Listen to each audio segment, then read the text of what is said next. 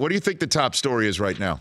As you and I are talking, not even first blush, 24 hours into the new league year. What's going on? Draft everything. I just give you that sort of macro question to start us off here.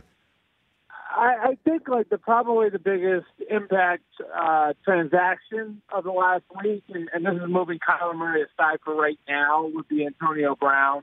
And that's just because of who the Raiders are getting as a player. I think it's also about who the Steelers are as an organization and what's happened over the last 2 years there. And, what I mean by that, Rich, is that forever and ever, they've been a very player-friendly place. And they've been able to absorb big personalities. And that's why they've always had these battleship commander-type head coaches, from Chuck Noll to Bill Cowher to Mike Tomlin. And this is really the first time that it's blown up on them. They've always been able to sort of cast a wider net to go bring talent in because they've been able to handle big personalities. And they've got a lot of big personalities within their walls because of that. And, I think just when you want to look at this from a macro perspective, what does this mean for the Steelers? Because I don't know that we've ever seen the way they do things, the way they've always been able to handle big personality players, like all of that. We've never seen this boil over on them that way. And so, of course, Antonio Brown going to the Raiders is a big deal. He's a great player. But I think that there's a bigger story here that's sort of bubbling under the surface. It's going to be interesting to watch going forward. Well, I think it's also league-wide. If another player is going to utilize social media to create a situation that even the team agrees is not something that could be put back together again or back in the bottle.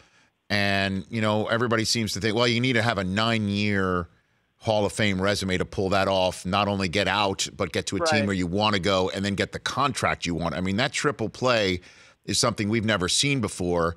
And I'm wondering, because, again, we can fill the void with whatever we want to fill it until we get an actual answer, and we may never get it, that might have played into the Giants' thinking with Odell Beckham, no question. I mean, I look at it, Rich, like, all right, so we know the way all these contracts work, right? Like, so, you get a 4 or a 5-year contract, and really only the first 2 years are guaranteed. And after that, you kind of go into this situation where it's year to year as a team option. And we've seen players sort of start to chase at what they're making when they get out of the guaranteed money. And that's exactly where Antonio Brown was. Like, this was the turn, 18 and 19, when the contract became non-guaranteed.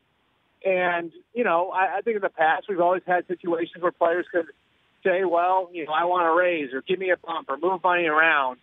I don't know, like, that this lever has ever been used, where it's like instead of going to your own team looking for a deal, like raise hell, demand a trade, and then, for the trade to go through, say you need to have a new contract.